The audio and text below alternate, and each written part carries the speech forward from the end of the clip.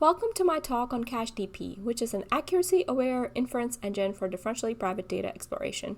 This is joint work with my colleagues at the University of Waterloo. Differential privacy, or DP, allows data analysts to run aggregate queries over users' sensitive data while providing a quantifiable privacy guarantee to users. We illustrate an interactive DP system here.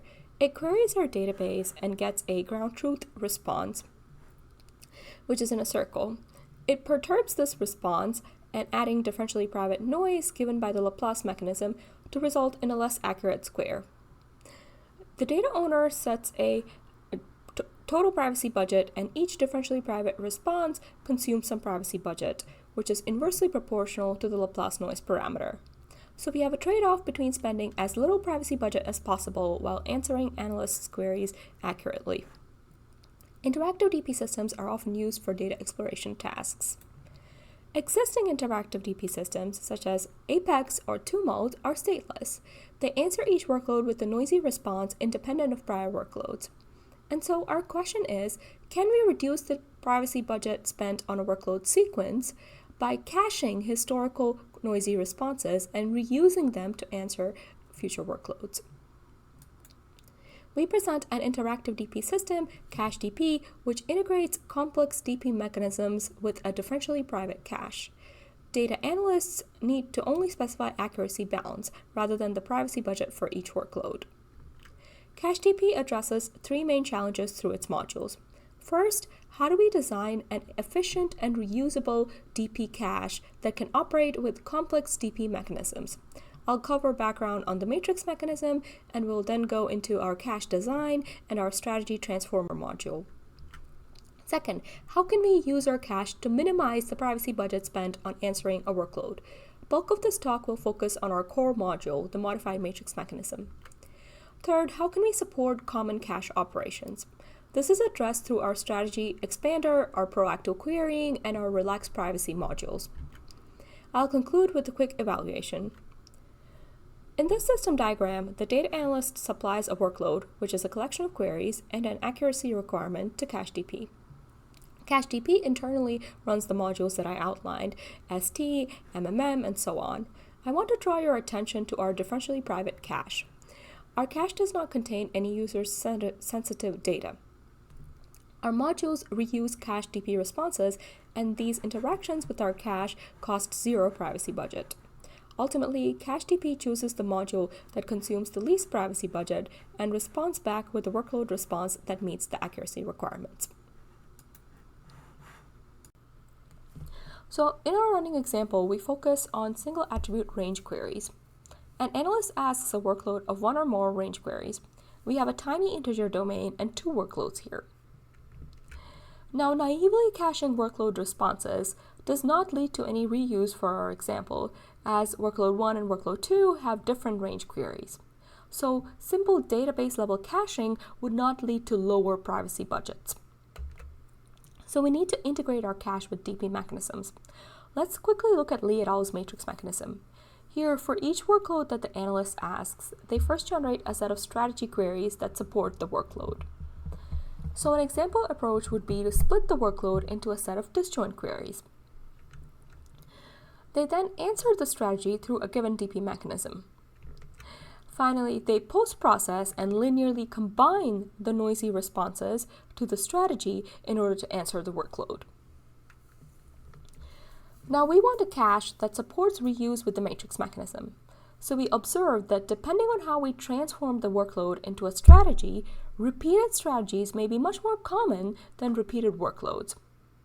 So we can increase reuse by caching strategies instead of the workloads that were directly asked by the analysts. So we structure the set of all possible strategies that can be answered privately. We choose a k-aries tree structure in our work. For each workload, we can pick strategy nodes on this tree such that their noisy responses can be linearly combined to answer the workload.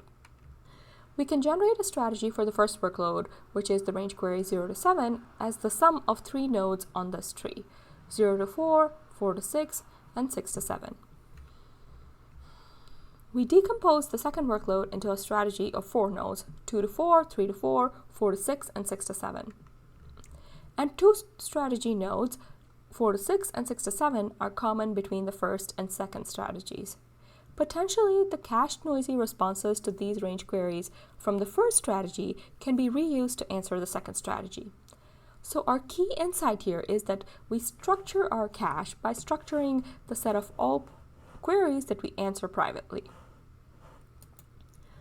Our strategy transformer module here takes workloads as inputs and transforms them into strategies for use by our other modules.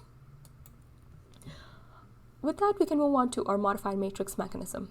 The goal of this module is to use our DP cache to answer workloads at the lowest privacy cost compared to the cache-less matrix mechanism. This module consists of two interfaces, an interface to derive the privacy budget to spend, and an interface to answer the workload with that privacy budget.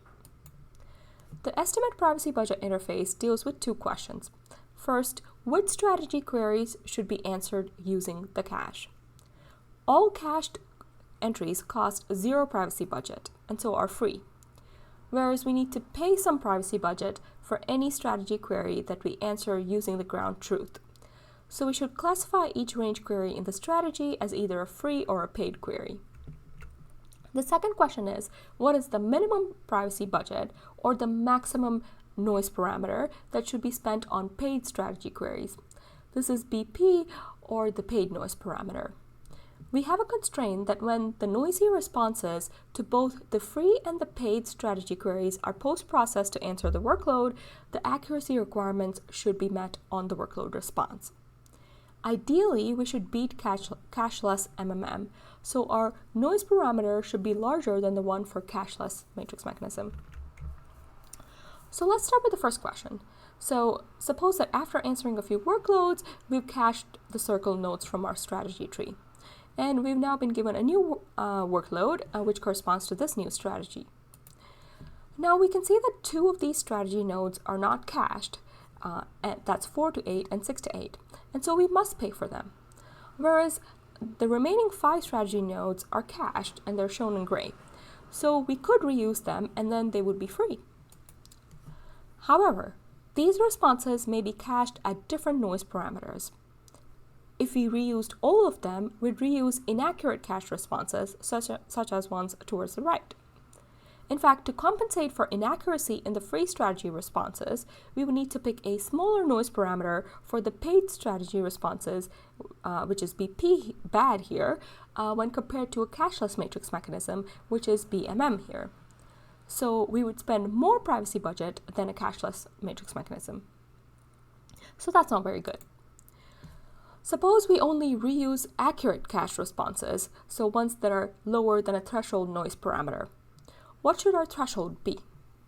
Our key insight is that given a paid noise parameter, we can use it as the threshold. Intuitively, we reuse cached responses that are more accurate than what we're about to pay, and we fetch the inaccurate ones along with the non-cached ones. So instead of answering two separate questions that I mentioned earlier, this intuition leads to a simplified cost optimization problem to find the highest paid noise parameter that satisfies the constraints. Once we pick a BP, we split our strategy queries into free and paid ones. We can evaluate whether our error term meets the accuracy requirements for this set of noise parameters. If so, then there is a possibility that we can save even more privacy budget by picking a higher paid noise parameters. Otherwise, we go for a lower one. So we solve this cost optimization problem for BP through binary searches over the space of cached noise parameters. Our discrete search fixes the split of free and paid strategy queries, whereas our continuous search looks for a slightly more optimal BP between two cached noise parameters.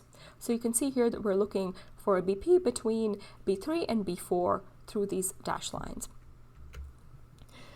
Once we've done these searches in the estimate privacy budget interface, we have a lightweight answer workload interface. First, we get noisy responses for free strategy queries from our cache on the left. Then we get the ground truth for our paid strategy queries from the database on the right. We add noise to this ground truth given by the paid noise parameter, and then we put these noisy responses back into our cache. we combine our free and paid strategy responses, and then we post-process them to get the workload response, which is returned back to the analyst. I'll briefly go over our other modules, beginning with the strategy expander here. To motivate this module in this example, we have a set of free and paid strategy queries. 0 to 2 is a paid query in a dashed circle, and suppose that MMM decided to reuse 2 to 4 and 1 to 2, so they're free queries shown in gray. The cache also consists of another node, 0 to 4, which is a parent of one of the nodes in the free strategy. Constraint inference allows us to obtain a noisy response to 0 to 2 for free, as the difference between the noisy responses to 0 to 4 and 2 to 4.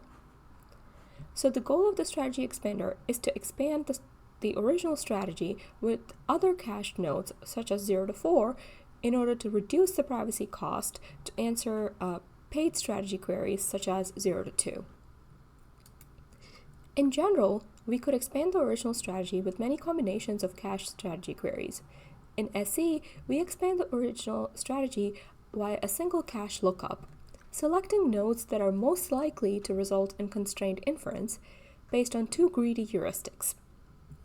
First, we want the added nodes to be related to nodes already in the strategy, such as the parent-child relationship that I just discussed.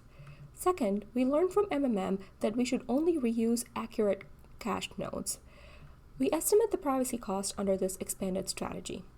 Now, since CachDP automatically chooses the module that costs the least privacy budget, Strategy Expander will only be chosen if our heuristics succeed in reducing the privacy cost over MMM. We can now go over the Proactive Querying or PQ module. Here we want to reduce the privacy budget that would be spent on answering future workloads. Though future workloads are unknown, the Strategy Transformer module will always transform them into strategies, and each of our modules will look up our DP cache to answer these strategies. So our goal is that while answering the current strategy, we want to proactively fill our cache with additional noisy responses. Importantly, we don't want to spend any privacy budget on top of that required to answer the current strategy. We applied the parallel composition theorem over our strategy tree. We design a recursive algorithm which traverses our strategy tree, looks up our cache, and outputs proactive queries. We'll conclude with the Relaxed Privacy or RP module, which supplements MMM. In the RP module, we want to answer repeated workloads more efficiently than MMM. When exploring a database, a data analyst may first ask a series of workloads at a low accuracy, spending some epsilon1, and then they may requery the most interesting workloads at a higher accuracy, spending some epsilon2, which is greater than epsilon1. So MMM would spend epsilon1 plus epsilon2 by the DP sequential composition theorem. However, Kufogini et al. Propose a noise down operator, which draws noise for the repeated workload from a correlated distribution, only spending a total of epsilon2. Our RP module integrates Kufogini et al.'s noise down operator with our DP cache, and we implement the estimate privacy budget and answer workload interfaces for our RP module. By doing so, our RP module integrates their operator with the matrix mechanism, and we generalize their operator to work over not just repeated workloads, but repeated strategies. With that, we move on to our evaluation. We compare CachDP against three baselines: Apex, which is an accuracy-aware DP system with no built-in cache, and then we extend Apex with a naive cache. Finally, Penguin Pioneer is the closest cache-aware DP system, and it was evaluated against a randomized range query task. We plot the total privacy budget spent by these systems on the same task. Note the log-log scales. We can see that CachDP outperforms Pioneer, although it spends more privacy budget upfront for about 0.2% of the queries. Notice that CachDP's line scales slower per query by a logarithmic factor than other systems. CachDP chooses the least expensive module to answer each workload. We compare the frequencies at which MMM, RP, and SE modules are used to answer workloads. We consider three tasks: a breadth-first search, a depth-first search, the RRQ task, and a multi-attribute ID bench task. We observe that each module plays a role in CachDP's performance in one or more tasks. With that, I conclude my talk. I presented CashDP, which is an efficient and accuracy-aware and cache-aware interactive DP system. We hope that our work inspires further research on integrating differentially private caches into DP systems.